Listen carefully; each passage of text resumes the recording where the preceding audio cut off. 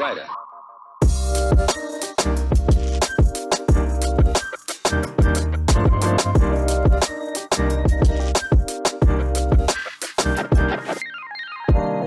People anymore about stuff, but we are going to welcome someone to the stage now who doesn't live in Split but fell in love pretty quickly with it, and he's dedicated to this region, actually not just Split but the whole of the Balkans, and looking at how here we can develop a tech community, a startup community that will grow, that will flourish, and that will be connected worldwide. Every time I see this guy's LinkedIn page, he's someone else. Someone else? No, he's not someone else. No, he's somewhere else.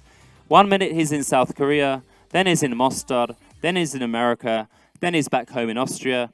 But we're very grateful to have him here tonight with us. His name is Andreas Spechtler, and he's the founder and CEO of Silicon Castles, who partner with a number of organizations here to, like I said, develop the startup world. And today he's going to be telling us all about the key success factors for worldwide tech business. So let's welcome Andreas to the stage. Watch out for the wires and the steps. Big round of applause for Andreas, please. Take it away. All right. Thank you, guys. And it's a great pleasure to be here. Such a different environment. Normally you talk in closed environments, air conditioned in there, you have to wear more. This is really great. Great here to be in Split, and for you most likely don't know that, but all started with a conversation with Lana. I think 5 or 6 years ago, correct, Lana? We met in Barcelona and she heard one of my talks and said, hey, can you come to Split and be at the university and tell us something? And I was thrilled. I said, wow, Split. I mean, as an Austrian, you know Croatia, obviously, because you go here for holidays. And then I came here and I found a very interesting ecosystem. And you will see right away when I talk a little bit about my history. I've done a lot of work in ecosystems in tech business, and I really fell in love with this region, as Michael said. It's Split, but also I work in Mostar, and I see the region, the West Balkans, as an untapped market. So there is talents out there. They're here, and actually this afternoon you've seen in the first panel cool people, young guys there, and they're not too young to be successful. So I'm really happy to be here, and I'd like to give you a little bit of... So let's say there are many ways to Rome. Probably the Caesar Diocletian was the same way when he went to Rome.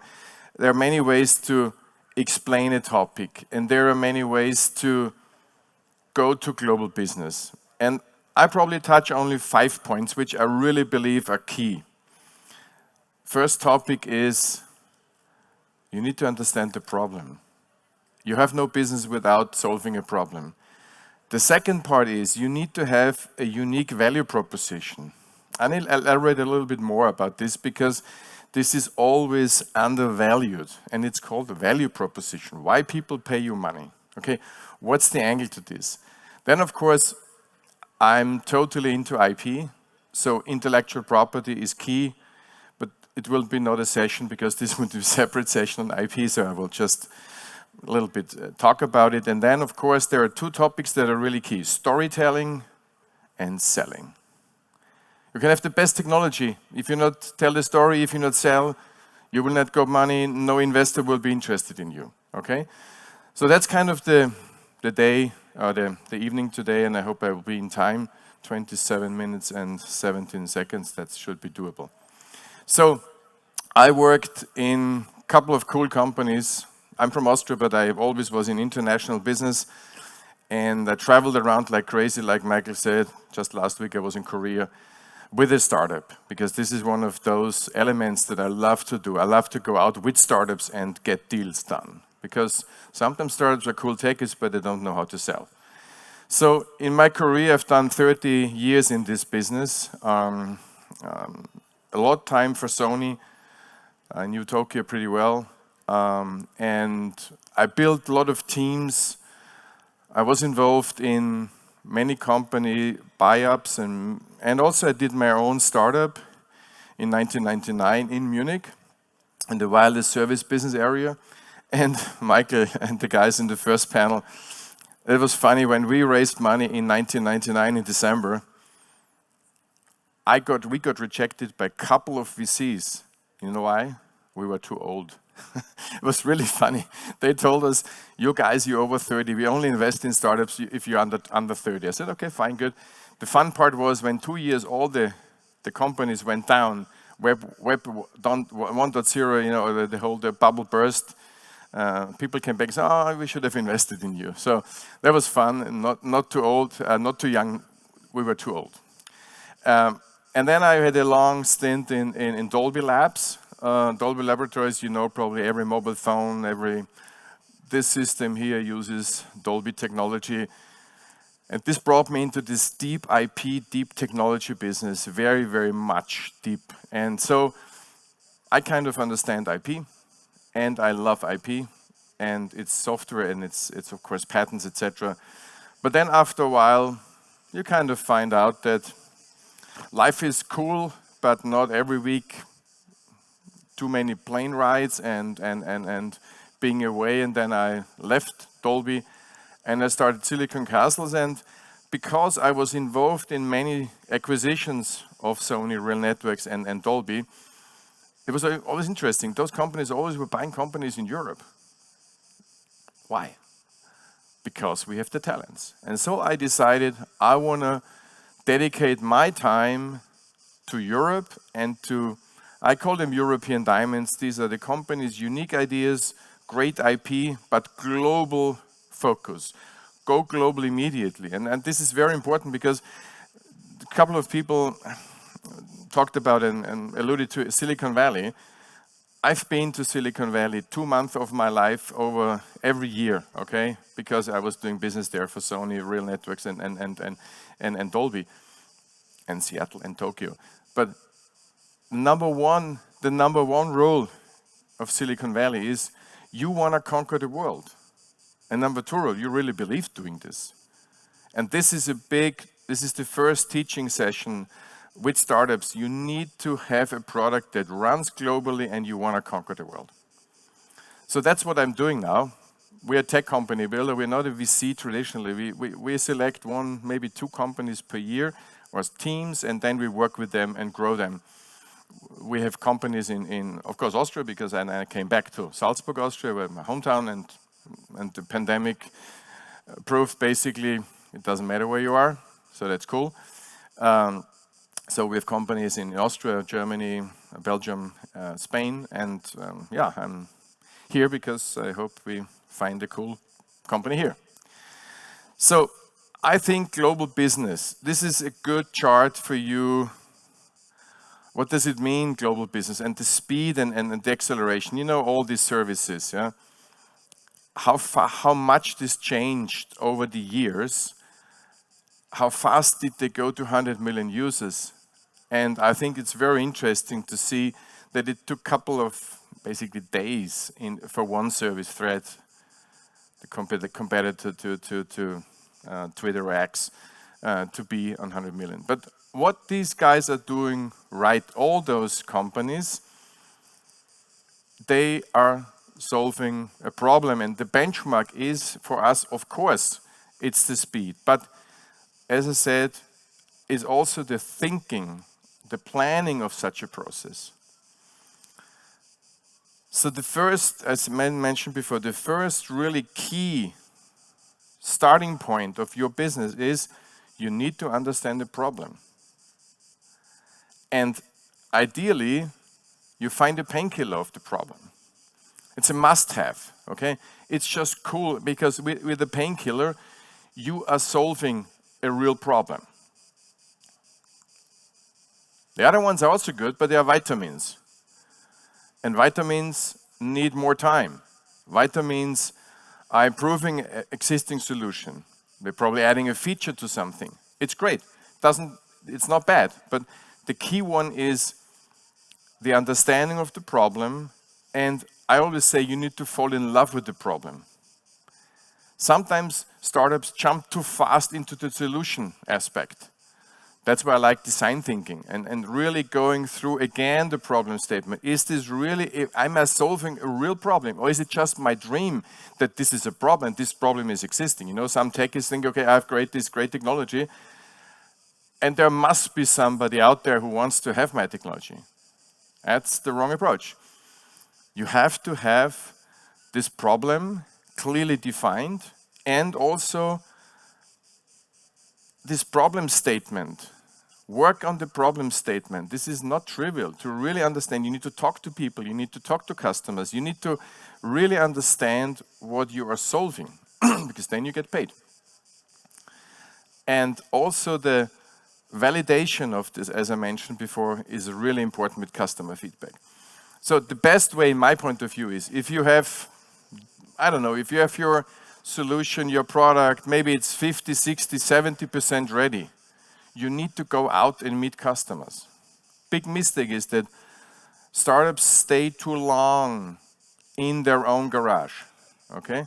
So, like, okay, what happens in the garage stays in the garage. It's cool, but you need to get out. You need to be there. You need to work with the customer. And probably you get your slap because you have your theory is wrong, or your aspect of, or your approach of the market is wrong. You need to do that to understand the problem, work with the customer. The second part is that is kind of difficult, and you will see that now, and I hope I can explain it in the right way. The creation of a unique value proposition. And basically what you have the customer value, you have your own value proposition, and you have your competitor's value proposition. That's why I don't like the BMC so much, business model canvas, because they don't talk about the competitor. It's a footnote, okay? But the competition is all over the place. Normally, if you are working and going out with a solution, if you are the most genius guy, I tell you, there will be somebody around the world, somewhere, maybe in Korea, like last week I saw something and said, wow, this is the same that these guys doing in Germany, and they did not know each other. You need to know that. So, how you be successful, okay? So, first, you need to see this opportunity. And maybe I'll pick, let's say, as a good example is, why did iPhone win the market and why did Nokia lose, okay? So Apple, and I knew the guy, he was the CMO of Dolby Labs, who was the marketing and product head of Apple, of iPhone at that time. And they knew in market research that people were kind of tired of the feature phone, but they also wanted to have the internet. And so the opportunity was clearly move away from the great Nokia phones. It was a great phone, but to offer something else on top of it. So this was the key, that you understand the customer value. And then you have your superiority. So where you are much better than your competitor, because they don't offer this. So you need to define very clearly, where are you better? And definitely, I mean, there was the Nokia communicator, but that was it basically, and 7010 and whatever. But they really focused on the touchscreen and the internet. And then you have this parity, okay, where you overlap with the competitor. Of course, it has to be a phone. Sure, it has to be a phone. And this was probably a bigger disadvantage of Apple at the beginning, because the iPhone was a not really well-functioning phone. They had huge issues, GSM modules, etc., and they knew that. But they didn't care about it. They went out and did it. Then you have also this overshoot thing, okay? You believe, this is your value proposition, okay? You believe that this feature, this is really great, so these bells and whistles, okay? And actually, it's not so important. It can be important, because on the other side, the competitor also has it.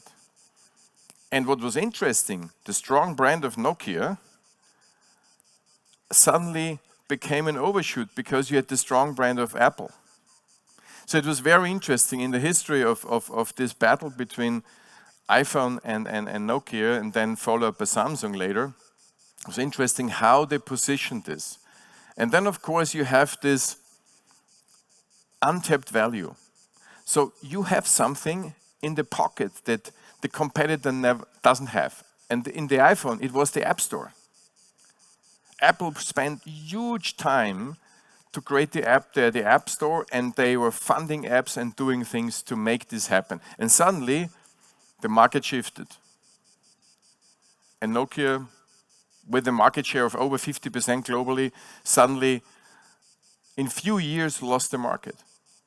And I knew Nokia folks, I worked with Nokia in that time, and it was interesting that the middle layer of the Nokia management were fully aware of it, but there was a blockage on the upper level to allow the smartphone to go through. Anyway, so this is kind of the thinking, the concept of thinking of a value proposition, that you work from the customer value, you know what your competitor is doing, and you position your own value proposition against it. As I mentioned, IP is key. So in this tech business, you have those big, I don't know, 20, 30 companies worldwide that are dominating, Americans, few Japanese, Chinese, Koreans. Unfortunately, not so many Europeans. So what they all do, what they all did and what they all do and will do is create IP. Companies like Sony, Samsung, Apple, Google have huge departments for intellectual property. You don't feel that, but they're creating IP because IP is needed to protect and to differentiate on the market. Sometimes you hear these patent fights in the market, and then some company has to pay to the other company something, or a Google guy goes to Meta, and then there's you've seen this all. But the key is you have three elements of IP. So the trademark, you probably all have trademarks, okay? You all have copyrights. You have software, you have databases, you have content, music, videos, etc. And then you have this technology piece where it's kind of, call it fundamental technologies.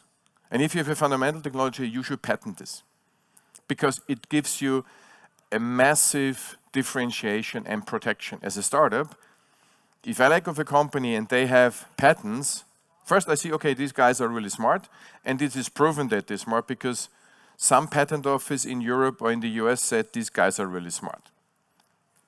Cost, you can debate how much you want to spend on this, where you want to protect it, but it's important, okay?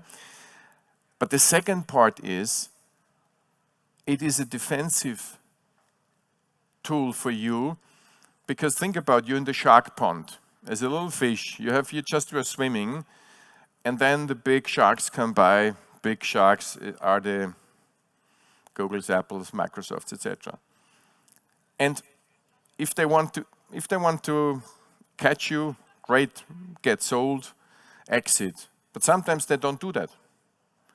They tell you, why don't you come, we meet again, we meet again, we meet again, and suddenly you think, okay, they're meeting again, but where I am. And then as a startup founder, you are so eager to meet with Apple or meet with those folks, and in the end, after 5 meetings, they know exactly how you do that. They don't know the code or the algorithm, but they know how to do it, okay?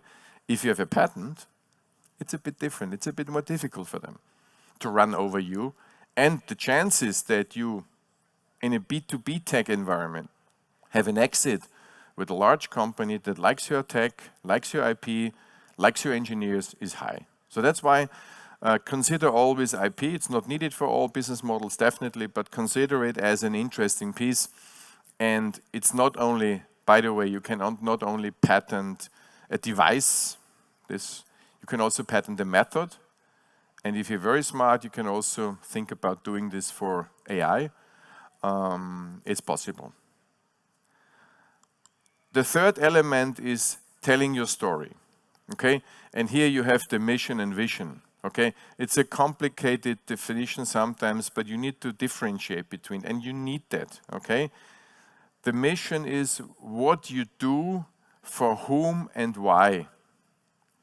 This is near term. This is what is happening today, what you do now. The vision is like, okay, where I want to be. Like Nike, okay, I want to be the athletes company. This is the best in the world, okay? Or Alzheimer's, or I put in some examples. But differentiate, because sometimes people do it completely the other way around. And you say, guys, please, you need to understand what vision and mission is, and you need to tell your story. And if you don't have a mission or a vision statement, your story doesn't fly. That's really, really important. And it's essential because it all underpins your strategy and your brand value. And all you think, even if you're a small startup, you need to think like a global big company. I have a brand, I build up a brand. Even if it's in B2B, it doesn't matter. You need to do that. Yeah? You need to be very precise on this mission and vision. The differentiation also between these two things. Finally, it's selling, okay? And selling is a complicated thing for many of you, because selling is, okay, I can do that. I go to somebody, I offer this to him, and he's interested. And guys, selling is something that you need to do professionally. And selling is complicated. It's not like dealing and wheeling and dining and wining. It's a very clear process how you define sales and how you ramp up sales, okay? And in a startup cycle, in the early stage, of course, you go out as a founder and you sell, and it's your PowerPoint, etc., and you want to get a deal. And the economics are maybe not so important, yeah? But you always have to think that at one stage you need a dedicated salesperson.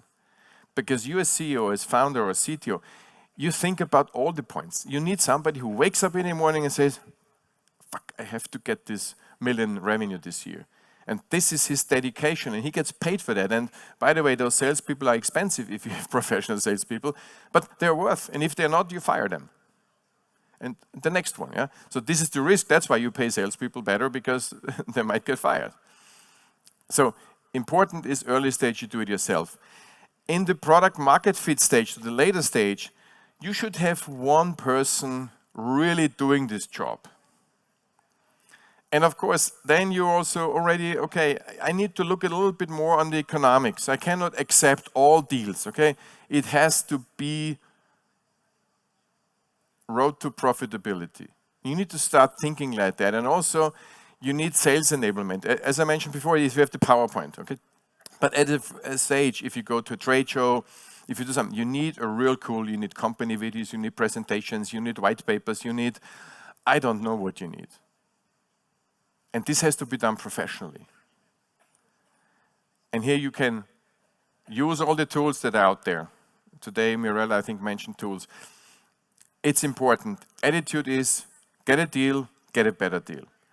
And then in a later stage, in the growth stage, let's say you have $500,000, $1 million revenue, and you understand now how you track your growth, etc. Then you need a global sales force. A global sales force. Even if you're a small startup in Croatia, you need if you want to play in that field, you need a guy in US, you need a guy maybe in somewhere in Europe, and maybe you need a guy in Asia. Depends where you are. Yeah?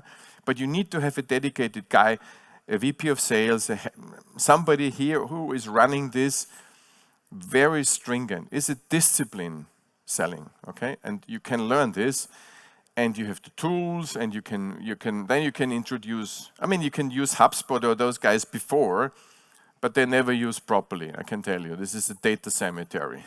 I've seen it many times. So you can also, if you have 100 customers, use Excel. It's also fine. Don't over-engineer everything. I know you get told that you have to have tools for everybody. I don't believe that one. But once you get into the running mode, then you need some tools, and then you manage these tools. And then the attitude is, I want profitable deals as a CEO. This is the time where the sales team cannot come back, oh, I need a price reduction, or this and that. No, of course you can debate, okay, maybe the product has an issue. But most of the time, the sales team is wrongly trained. And then you need to really make sure that your sales team gets the right training, and gets out and sells. And then it's like boom, clockwork. And this is another trade show, and we need to sign this deal, and we need to sign this deal. And I've done this, so I've done my whole life, business, deals, sales. This is really cool. When you're successful, the whole company is so happy that suddenly your product is accepted by the customer and the customer pays. And the investor is hallelujah, because finally his money, making money, and return of investment is soon there.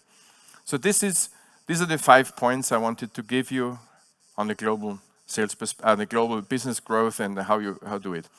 At the end, I would like to give you a little bit of a picture how we see the start of a company and how we develop the companies. Initially, it's always the talent. Okay, there's a person who has an idea, and there's a business opportunity. There's something out there that says, okay, I can make money with that. Value proposition, what we talked before, etc. This talent has a team. You never go alone to the market. You have people. And sometimes you need to complement the team, okay? So we are helping as tech company, we're helping to find the right teammates that they're successful. On the other side, the idea is not a product. The idea needs to first have a technology and IP if possible. And on the other side, the opportunity becomes a business model. So you need to understand, what do I sell and what do I get? Then you go for the company. And the company doesn't mean the legal entity, it's a fully functioning company. So you have finance and you have HR and you have all those functions in the company. But you cannot sell really, because only after you have the technology, you have the product, because this is a big mistake. Few startups believe that, okay, I have this and this is a product. No, it's not a product. Product needs documentation, product needs value propositions. I mean, needs much, much more that it is accepted by the customer. And on the other side, you need a go-to-market strategy. You need to pick, yeah, it's good, the waves are coming for sales. Go-to-market strategy. This is key. You need to pick a market where you go in there. And the key is you pick a market that is most likely successful for you, where you can win a market. Don't make it too small, but don't make it too large. Take a vertical, or geography. Fine, take Croatia. I want to be 50% market share in Croatia in this field. It's fine, yeah? Depends on the strategy. Because what you do then, you start the marketing engine, you execute on the sale, you execute on internal, etc., and you start selling, okay? Then you put in ecosystem partners, because there are always people outside in the market that can help you. They could be licensing you technology, you sell with them, they are in the ecosystem and you need them. And then you sell again with these guys. So this is kind of the way how we developed our work, and everybody can disagree and fine, but we believe that it's a proper model. And on the one hand side, you have this mentoring education where we have our academy, etc. And on the other side, you have the financing stream, because you need money for this. But once you have this logical build-up together, you have a very solid story. And then it's easier to get money. And of course, this all has to go into a professional investment deck, etc. Not pitch decks, really investment decks where I can read what you really want and what's their ROI, etc. And that basically is the way, in my point of view, disagreeing, happy, for success. Thank you.